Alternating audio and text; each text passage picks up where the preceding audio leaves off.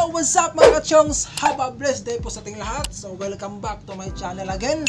So, for today's video mga kachongs, ay meron po ako ituturo sa inyo kung paano gumawa ng isang rotational logo. So, ayan mga kachongs, no? So, disclaimer ko lang po sa inyo, ako po ay hindi po expert sa pag-edit. So, nais ko rin po kayo ay turuan sa mga simpleng edit mga kachongs, no? Yung mga basic lang ba? So, yan mga kachongs.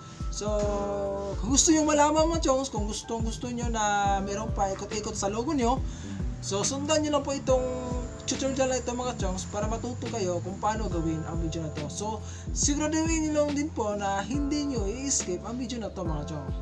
So, yan mga chongs, huwag natin patagalin to. So, wala nang intro pa. So, tara, let's go!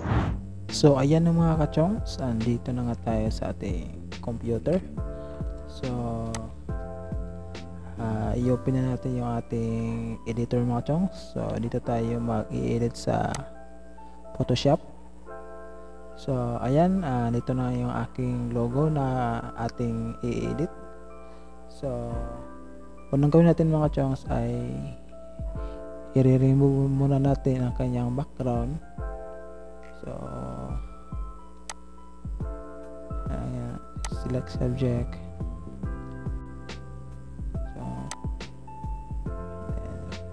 Ayan.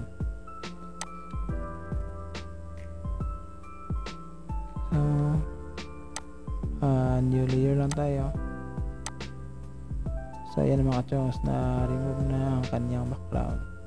So, ang sunod natin gawin mga chongs ay punta tayo dito sa 3D. So, ayan, dito sa new. So, ang gagawin natin dito mga chongs, punta muna tayo sa current view.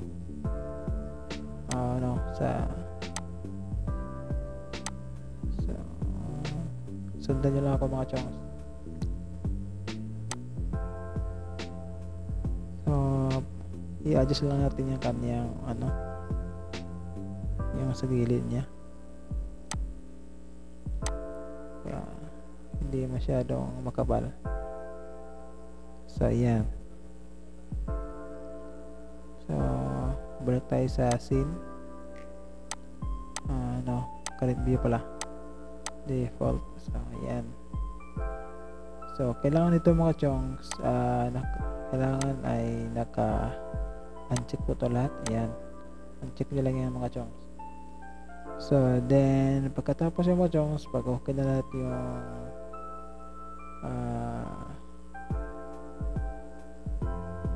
so, ang susunod natin gagawin mga chongs ay punta tayo dito sa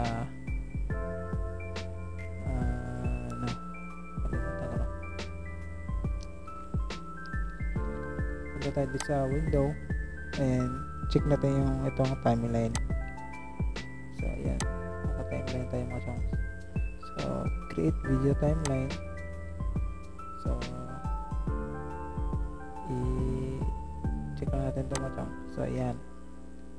So, click natin yung 3D meshes. So, yan. So, i-click lang natin itong kanyang stopwatch. So, i-adjust lang muna natin yung ating chongs. So, para sa akin, okay lang na siya dito sa 4. So, ayan, sa 4. So, tayo dito sa 2. So, yan mga chongs. Sundan nyo lang ako mga chongs ha.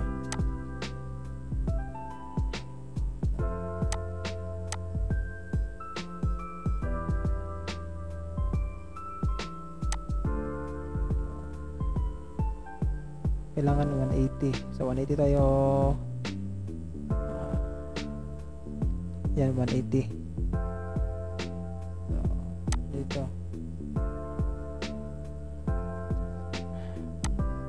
So, yan 180 pa rin mga chongs. 180. So, yan 180. So, tignan natin. So ayan mga chunks, kita nyo na no, umiikot na siya. So ayan, umiikot na yung ating logo mga chongs. So napaka-simple, napaka-basic lang yan mga chongs. Napakadali lang gawin. So alam mo kung kayang-kaya niyo rin. So walang mahirap, basta porsigido lang matuto. So ayan. So sa pag-save nito mga chongs, punta lang tayo dito sa file. Then click natin yung export. Dito tayo sa save for web legacy or alt shift control S. Ayan lang mga chongs, no? So kailangan so ayan, tingnan nyo lang yung kanyang mga chongs kung pareho lang ba tayo.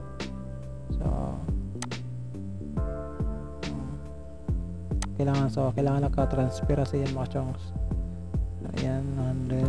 So tingnan naman chongs kung pareho tayo ng setup, no? Kaya ba? So kailangan naka-forever lang yan mga chongs. Forever, para palagi siya nakaikot ba. So click lang natin yung save. So i-save natin siya sa ating desktop. So rotation logo.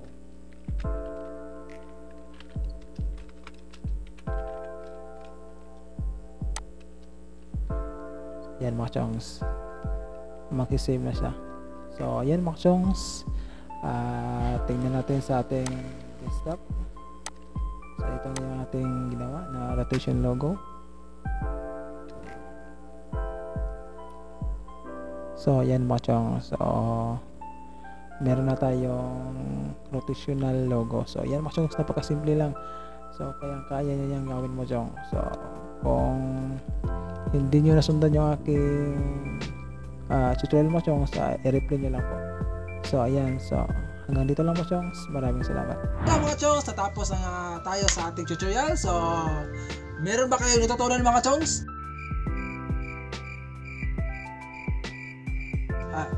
So natuto ba kayo mga chongs kung paano gumawa ng isang rotational logo?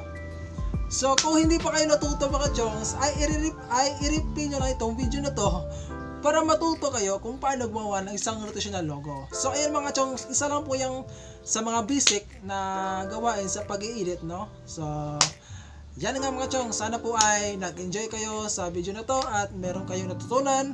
So maraming salamat mga chongs sa iyong panonood sa video na to. And kung ikaw po ay bago pa sa aking YouTube channel mga chongs, ay siguraduhin nyo lang ay i-subscribe mo aking YouTube channel and i-click nyo lang din yung bell button mga chongs para sa sunod na upload ko mga tutorial ay ma-update kayo sa mga latest videos na aking ina-upload sa aking YouTube channel. So ayan mga chongs, maraming daghang salamat sa iyong pagsuporta sa panonood sa video na ito mga chongs. And hanggang dito lang po, and see you my next vlog.